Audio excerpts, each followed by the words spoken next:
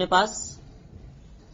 آج کے سبق میں پڑھیں گے موانع ارث، وراثت سے محروم ہونے کے اسباب کیا ہیں، کن کن وجوہات کی بنا پر وراثت سے محروم ہو جاتا ہے، وراثت نہیں ملتی۔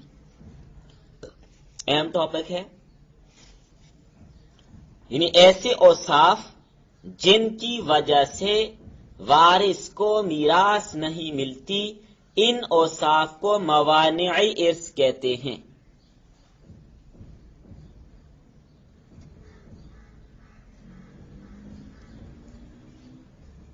موانع ارث عموماً آپ کو وراثت کی کتابوں میں 4 ملیں گے، لیکن اگر غور سے دیکھا جائے تو 5 ہیں۔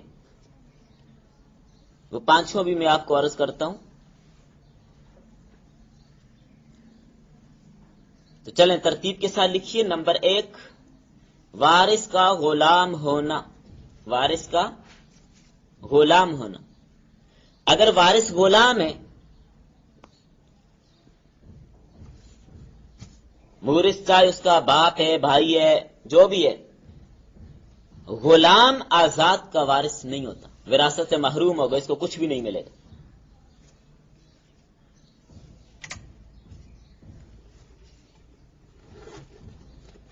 نمبر 2، اپنے مورث کا قتل کرنا۔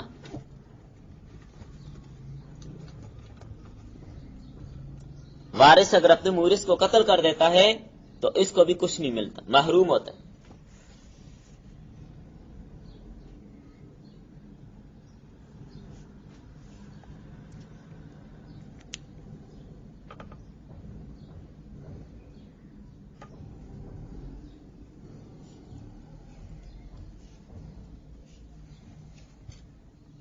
عموماً آج کل تو یہ کام ہوتا ہی اس لیے کہ قتل کیا جاتا ہی وراثت پانے کے لیے، یہ جائے اور پیچھے سے وراثت پر میں کیا کروں، قبضہ کروں۔ حالانکہ آپ کو اب مسئلہ معلوم ہو گیا کہ قاتل کو وراثت سے کچھ بھی نہیں ملتا، وہ محروم ہو جاتا ہے۔ یہاں پر یاد رکھیے گا، قتل سے مراد وہ قتل ہے، قتل سے مراد وہ قتل ہے جس سے قصاص یا کفارہ لازم ہو، جس سے قصاص یا کفارہ لازم ہو۔ قتل کی 5 اقسام ہیں، یہ سورۃ البقرہ میں آپ کو میں نے پڑھا دی ہیں۔ ویسے اگر مزید کسی مقام پر اس کا تذکرہ آیا تو آپ سورۃ النساء پڑھنے والی خواتین کو بھی پڑھا دیا جائے گا۔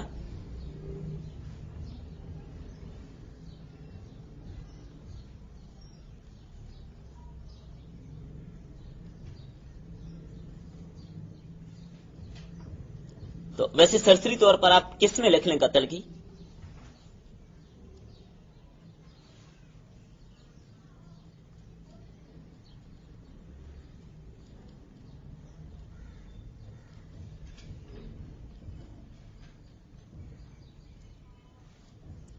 نمبر 1،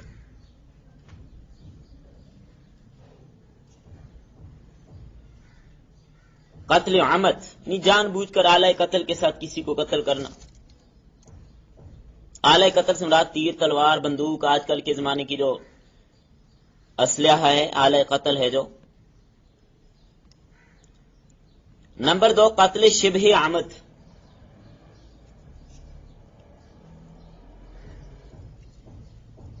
یعنی آلہ قتل نہیں ہے۔ نمبر 3، قتل خطا، غلطی سے ہو گیا۔ اور قتل شبہ خطا، یہ بھی اسی طرح کا ہوتا ہے، تھوڑی سی تفصیلیں اپنے مقام پر بات کریں گے۔ اور نمبر 5، قتل سبب، قتل سبب۔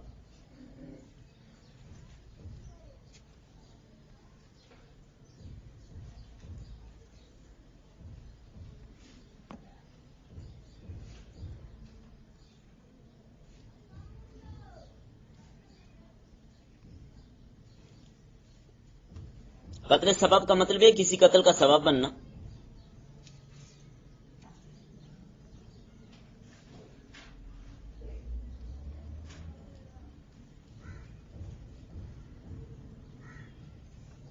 کسی قتل کا سبب بننا، مثال کے طور پر نا راستے میں کنواں کھود دینا، گڑھا کھود دینا.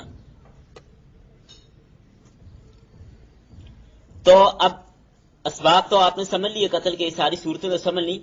پہلی قسم قتل سے قصاص واجب ہوتا ہے، یعنی قتل عمد سے قصاص واجب ہوتا ہے. قصاص کا مطلب آپ کو پتہ ہے، قاتل کو بھی کیا کیا جائے گا؟ قتل کیا جائے گا. اور اگلی جو 3 قسمیں، شبہ عمد، قتل خطا اور شبہ خطا، ان میں کیا ہوتا ہے؟ کفارہ ہوتا ہے.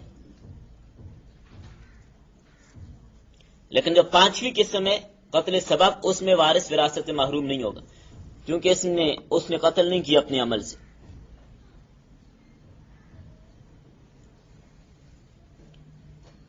تو 2 صورتیں ہو گئیں. نمبر 3، تیسرا مانع اختلاف دین الگ الگ ہو.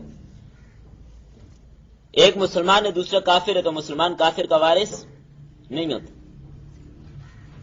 البتہ ایک مسئلہ یاد رکھیے، مسلمان مرتد کا وارث ہوگا. مسلمان مرتد کا وارث ہوگا. مرتد پتہ ہے نا آپ کو؟ مرتد کس کو کہتے ہیں؟ جو اسلام قبول کرنے کے بعد کلمہ کفر اختیار کر لے، مرزائی بن جائے، سیدھی سی بات ہے. جو اسلام قبول کرنے کے بعد کلمہ کفر اختیار کر لے، اس کو کیا کہتے ہیں؟ مرتد. تو اب جو مسلمان ہے وہ اس مرتد کا وارث ہوگا. لیکن یاد رکھیے گا، مرتد مسلمان کا وارث نہیں ہوگا. مثلا بیٹا مرتد ہو گیا، باپ فوت ہو گیا، اب یہ بیٹا اپنے باپ کا وارث نہیں ہوگا. لیکن اگر یہ مرتد بیٹا فوت ہو گیا تو باپ اس کا وارث ہوگا.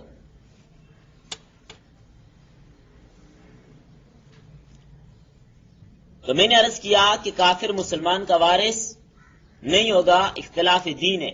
یاد رکھیے، کافر سے مراد یہ نہیں ہے کہ عموماً عوام کی اصطلاح میں جس کو کافر کہتے ہیں، نہیں. کافر سے مراد وہ ہے شریعت جس کو کافر کہتی ہے. شریعت جس کو کافر کہتی ہے وہ کافر ہے. ختم نبوت کا منکر ہے، احادیث متواترہ کا منکر ہے.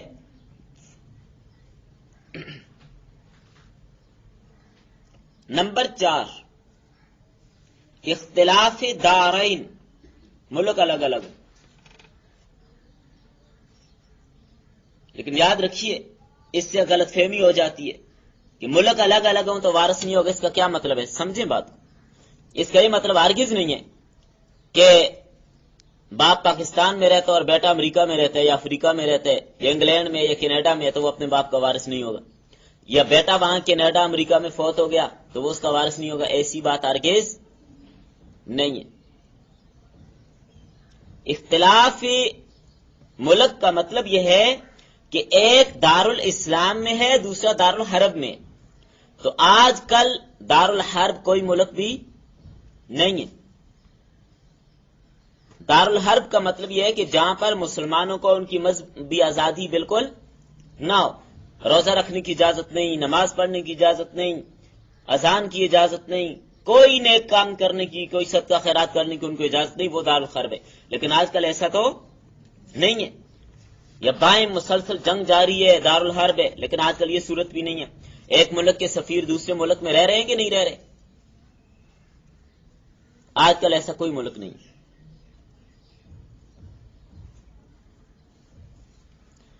تو 4 موانع ارث جو عموماً کتابوں میں ملتے ہیں وہ میں نے آپ کو بتا دیے. 5واں سبب نبی کی اولاد ہونا. نبی کی، کیونکہ نبی کی وراثت بھی تقسیم نہیں ہوتی. نبی کی وراثت تقسیم نہیں ہوتی. جب ازواج مطہرات نے اور حضرت فاطمہ الزہرا نے رضی اللہ تعالی عنہ مطالبہ کیا تھا، جنہیں مسئلہ معلوم نہیں تھا، ضروری نہیں کہ ہر صحابی کو ہر مسئلہ معلوم ہو. بہت سارے ایسے مسائل ہیں صحابہ دوسرے صحابہ سے پوچھتے تھے، خود ان کو پتہ نہیں ہوتا تھا، حدیث نہیں پہنچی، مسئلہ معلوم نہیں. تو جن صحابہ کو یا ازواج مطہرات یا حضرت فاطمہ کو مسئلہ معلوم نہیں تھا، انہوں نے جا کر حضرت ابو بکر صدیق رضی اللہ تعالیٰ عنہ سے مطالبہ کیا کہ نبی صلی اللہ علیہ وسلم کی وراثت کو تقسیم فرمائیں، کیونکہ اب امیر المؤمنین حضرت ابو بکر صدیق ہیں۔ تو حضرت ابو بکر صدیق رضی اللہ تعالیٰ نے انہیں حدیث سنائی، مسئلہ بتا دیا اور کچھ نہیں کہا، حدیث سنائی کہ اللہ کے رسول صلی اللہ علیہ وسلم کے ارشاد ہے نحن معاشر الانبیاء لا نورث ما ترکناہ صدقہ، کہ ہم انبیاء کی جماعت ہماری وراثت تقسیم نہیں ہوتی، جو ہم چھوڑتے ہیں وہ صدقہ ہوتا ہے۔ یہ حدیث سنائی کہ نبی صلی اللہ علیہ وسلم نے فرمایا کہ انبیاء کا وارث کوئی بھی نہیں ہوتا۔ بخاری اور مسلم کے اندر ایک حدیث آتی ہے۔ اب دیکھیں نا، سمجھے بات کو، جو لوگ آج تک ڈنڈورا پیٹتے ہیں، واہ ویلا مچاتے ہیں کہ حضرت ابوبکر صدیق نے اور حضرت عمر نے اور حضرت عثمان نے حضرت فاطمہ کو ایسا نہیں دیا، یہ الزام ہے، یاد رکھیں۔ انہوں نے ان کو مسئلہ بتا دیا کہ جی مسئلہ یہ ہے، اب آگے انہوں نے کوئی دوبارہ مطالبہ کیا تو وہ پیش کیا جائے۔ جب حضرت ابوبکر صدیق نے مسئلہ بتا دیا نبی صلی اللہ علیہ وسلم کی ازواج کو بھی اور حضرت فاطمہ کو بھی، دوبارہ انہوں نے پھر کبھی مطالبہ ہی نہیں کیا، اور یہ کہتے ہیں ان کی وراثت پہ قبضہ کر لیا تھا، معاذ اللہ، ایسی بات ہرگز۔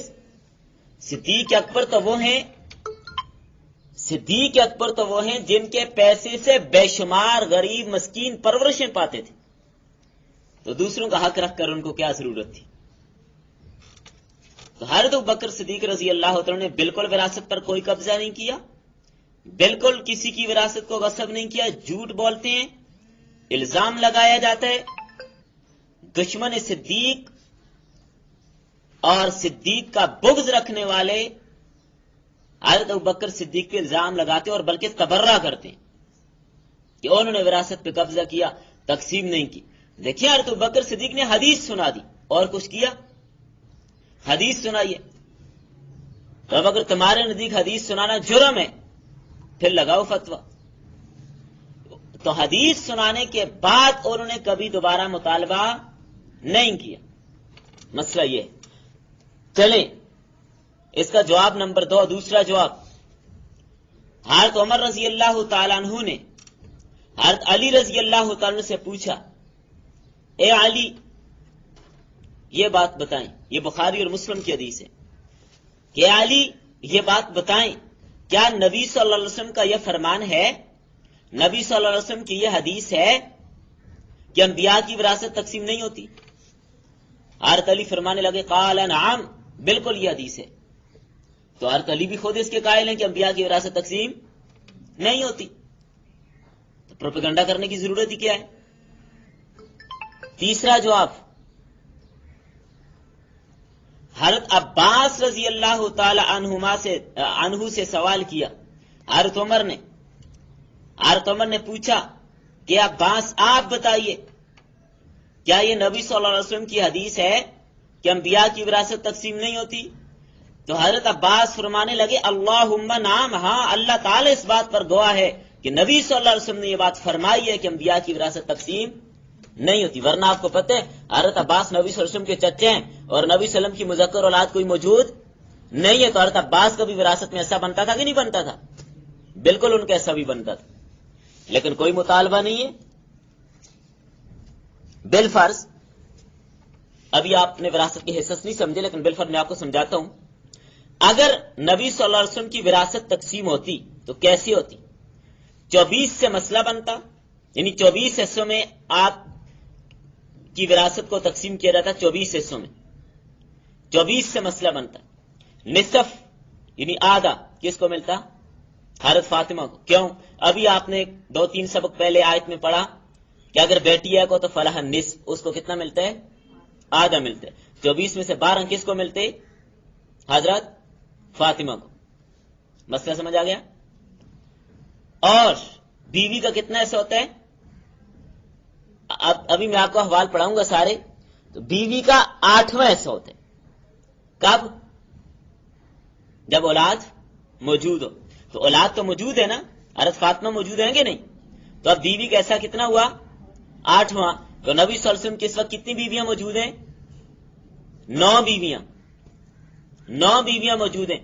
تو 8واں حصہ ان 9 بیویوں میں تقسیم ہوتا ہے. یاد رکھیں بیوی 1 ہو تب بھی 8واں حصہ ملے گا, بیویاں 4 ہو تب بھی 8واں ہی ملے گا, اور وہ 1/8 ساری بیویوں کے بیچ میں کیا ہوگا, تقسیم ہوگا. یہ مسئلہ ابھی سے ذہن میں رکھ لیجئے گا. تو 24 کا 8واں کتنا ہوتا ہے؟ 24 کا 8واں کتنا ہوتا ہے؟ 3. 24 کا 8واں کتنا ہوتا ہے؟ 3. تو 3 ایسے کس کو مل جاتے ہیں؟ آپ صلی اللہ علیہ وسلم کی بیویوں کو. اور باقی کتنے بچے؟ 12 حضرت فاطمہ کو ملے. 3 کس کو ملے؟ بیویوں کو. 12 اور 3 باقی کتنے بچے؟ 9 ایسے سارے مل جاتے ہیں عباس کو, چونکہ وہ بطور عصبہ باقی سارا لے لیتے. تو اگر وراثت تقسیم ہوتی یوں ہوتا, لیکن نبی کی وراثت تقسیمی نہیں ہوتی. انبیاء جو چھوڑتے ہیں وہ صدقہ ہوتے ہیں.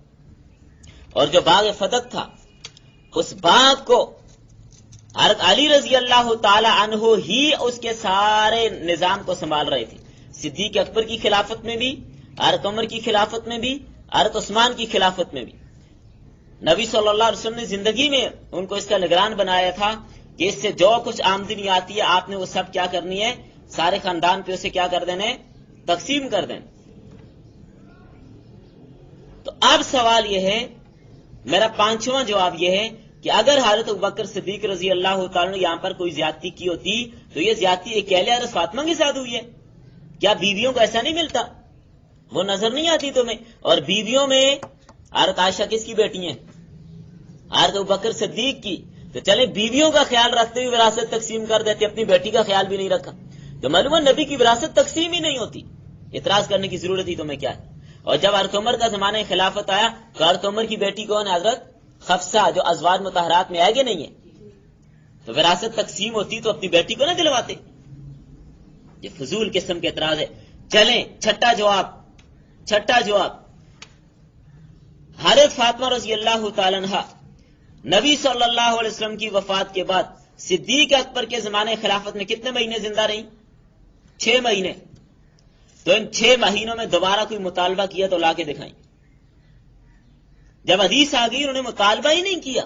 الزام لگانے کی ضرورت ہے کہ معاذ اللہ نقل کفر نہ باشد. کہا یہ جاتا ہے کہ حضرت فاطمہ کو معاذ اللہ ابوبکر صدیق نے دھکے دے کے نکالا. لعنت اللہ علی الکاذبین. جھوٹ ہے سراسر. حضرت فاطمہ جب بیمار ہوئی, ان کی عیادت, ان کی تیمارداری, ان کے غسل تک سارا نظام ابوبکر کی بیوی نے کیا.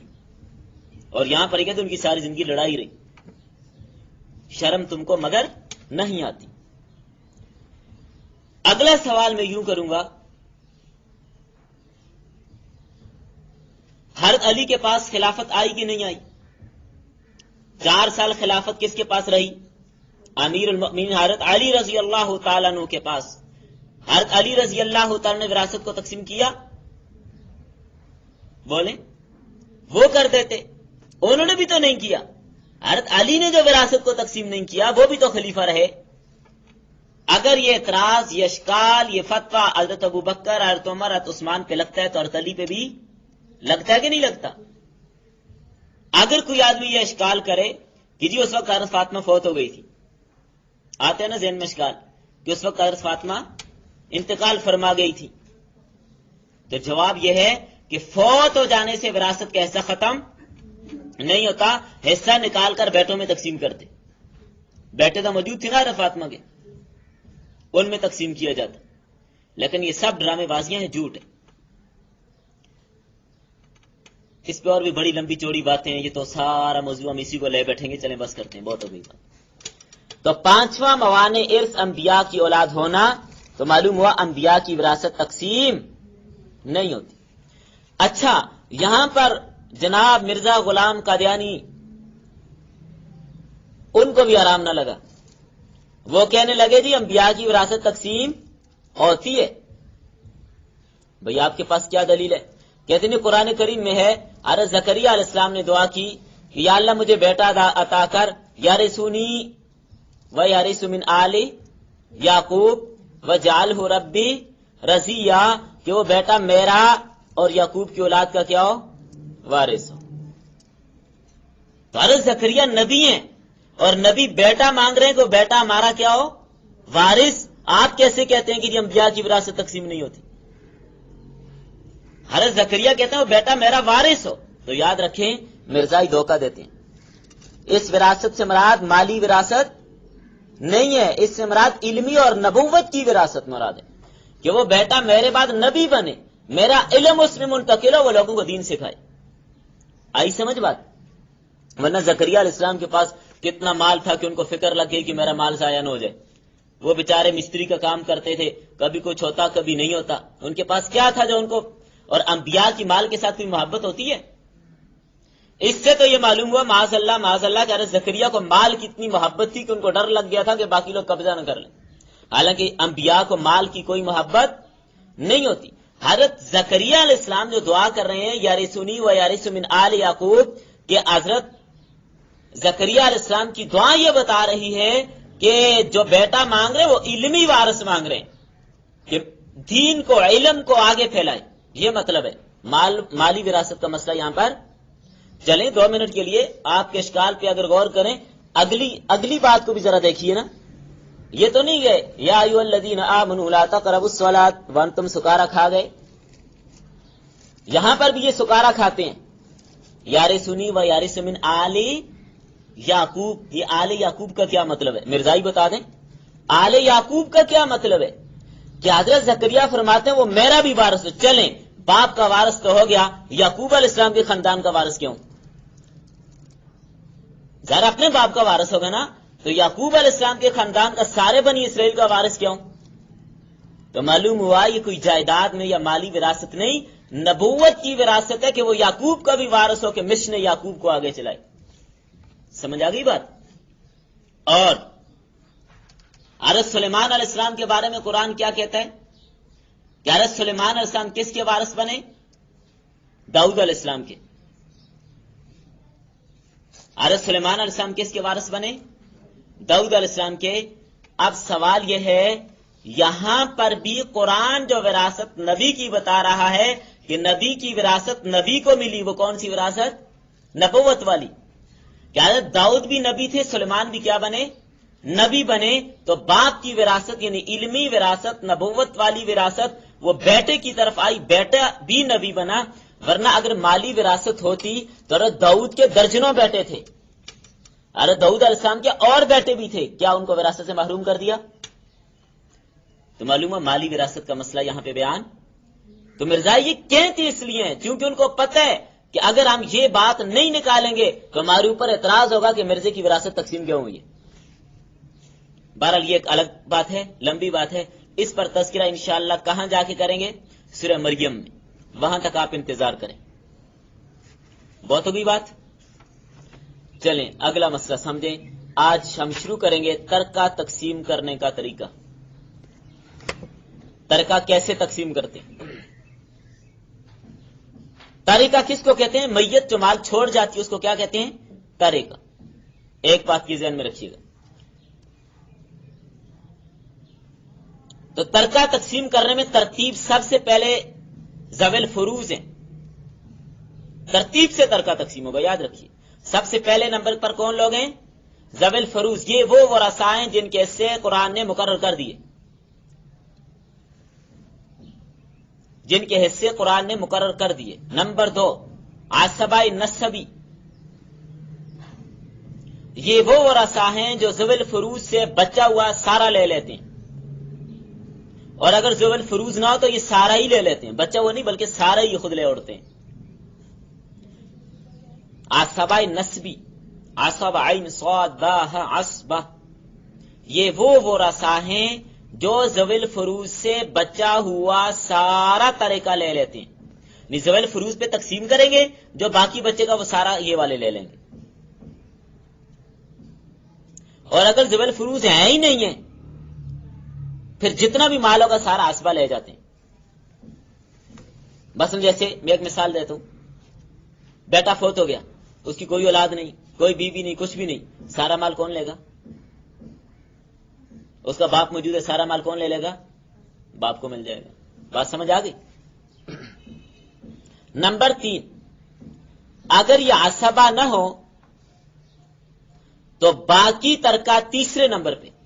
दूसरे नंबर पे तो असबा है, सारा वो ले लेते हैं। अगर असबा है ही नहीं तो बाकी तरका ज़विल फुरूज को दोबारा दे दिया जाएगा। जो बचेगा ज़ुल फुरूज पे तकसीम करने के बाद जो बचेगा वो फिर ज़विल फुरूज पे दोबारा तकसीम कर दिया जाएगा।